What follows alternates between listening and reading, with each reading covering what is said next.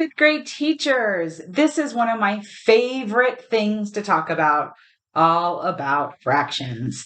Today, we're going to be taking a look at the IOA 3.b or 3.b that says compare in order up to 3 fractions with different numerators and or different denominators by flexibly using a variety of tools and strategies, being able to record those comparisons with the greater than, equal to, or less than signs, and justify our conclusions. So let's begin by taking a look at this problem. It says that Gina wanted to make 3 different types of chocolate cookies for the school bake sale. Here is the amount of chocolate she needed. Then I notice we have a chart. On the left-hand side, it says types of chocolate. We have milk chocolate, we have white chocolate, and we have dark chocolate. Then it says the amount needed for the recipe. We have 3 half cups, 1 3/4 cups, and 1 5/8 cups.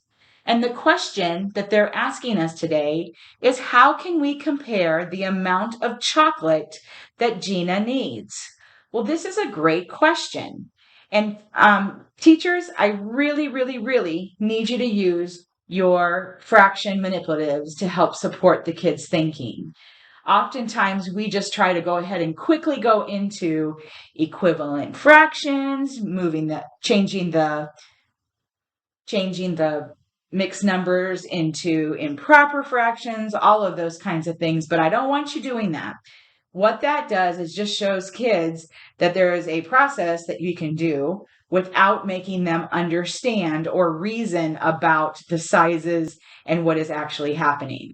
So again, that's why we're here today, is to really talk about how to use those manipulatives to help us with our thinking. So I'm going to move this over just a little bit because I know how much room I'm going to need for this problem. Okay. Hopefully that's going to provide us with enough space. I always like to start any of my work with manipulatives by showing students what the whole is. When we work with fractional parts, it's helpful to the students to be able to see part of what whole in order to understand the sizing and what's happening. So I just like to put it out there. We discuss it. This is our whole. This is the size of our whole. And so when we start talking about the different kinds of fractions, then we're able to think about those even more so. So the first one that I noticed that I need to represent is the milk chocolate. So with the milk chocolate, it says that we need 3 half cups.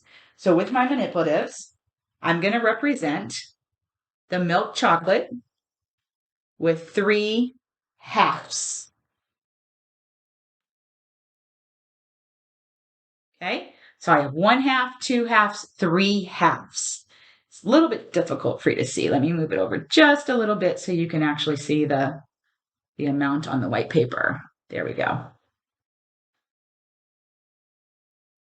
Wow, just looking at it right now, I see that 1 half and 1 half is equal to that whole. So this really is 1.5 cups. I could write that here to help kids see what's happening. So now I have 3 different mixed numbers that I can take a look at. But we're not going to stop there. I know that I have 3 halves for the milk chocolate, and let's represent 1 3/4 cups. So we have 1 full cup and 3/4 cups. 1, 2, and 3.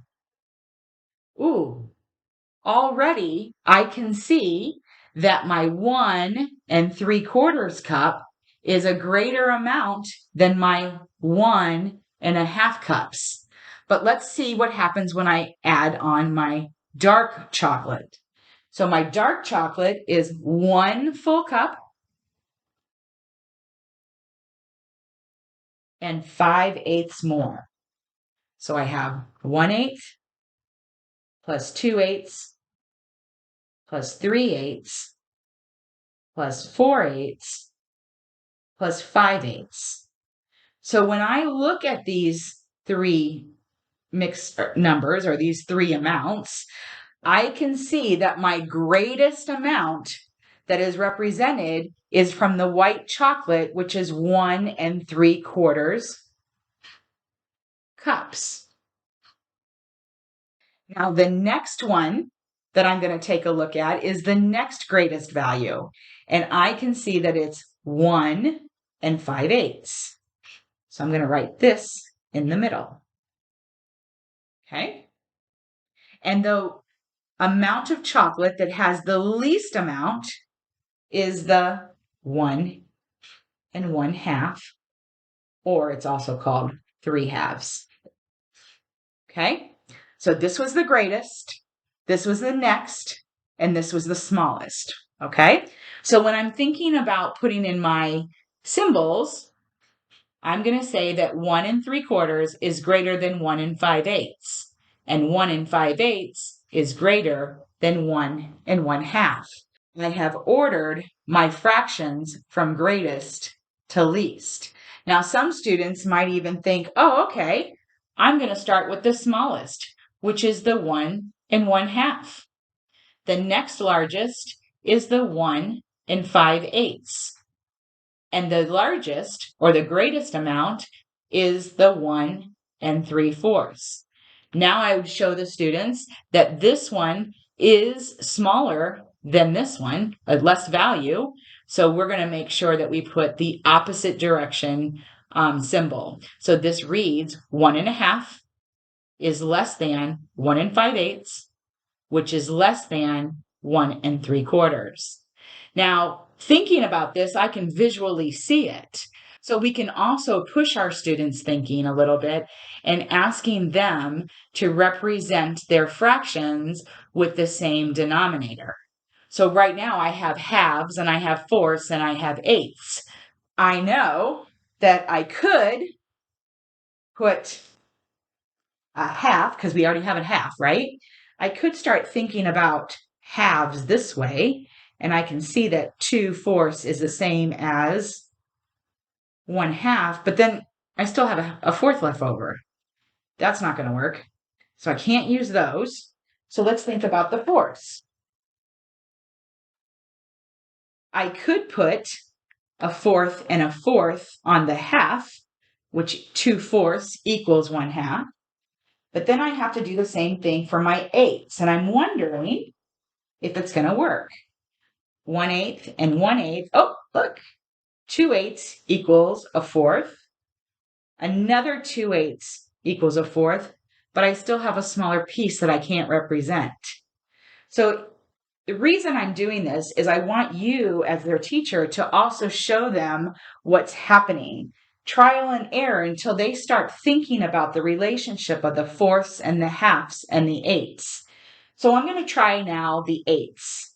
I'm going to see how many eighths it takes to equal a half. Oh, it takes 4/8. So let's try it with my fourths. How many eighths does it take to represent 3/4? Okay, well, there's 2 for 1/4, another 2 for another fourth, and another 2 for the other fourth. So looking at it this way, I can pull back from my fourth grade understanding that 1/8, 1/8, 1/8, 1/8 is 4/8. 1/8, 1/8, 1/8, 1/8, 1/8, 1/8 is 6/8, and 1/8, 1/8, 1/8, 1/8, 1/8 is 5/8. So I can represent these using the same denominator. I'm going to change my color, and I'm going to say that this is 1. Remember, we talked about that. I can see that the 1/2 and the 1/2 is equal to 1 whole, and I have 4/8. So I can write 1 4/8. That is the least amount. And the next one would be 1 5/8. And finally, 1 6/8. Now I have to think. I know that 1 and 4/8 is less than 1 and 5/8. I also know that 1 and 5/8 is less than 1 and 6/8. So this makes sense. Students might start off with just showing you one way, using the fraction tiles as a way to help them with their thinking, because it was visual. But then you can further push their thinking to help them justify their order of their fractions, or in this case, the mixed numbers, by having them find those equivalent fractions to help support that same denominator and being able to look at it that way. Because when we look at our fraction pieces, you can see that the numerators gradually increase. So hopefully this helps you out in your classroom. Please, please, please make sure you get those fraction tiles, fraction circles. I think you even have some fraction towers, so you can see it that way too, to help students with their mathematical thinking in their fractions. Thanks for watching, and I hope you all have a great day.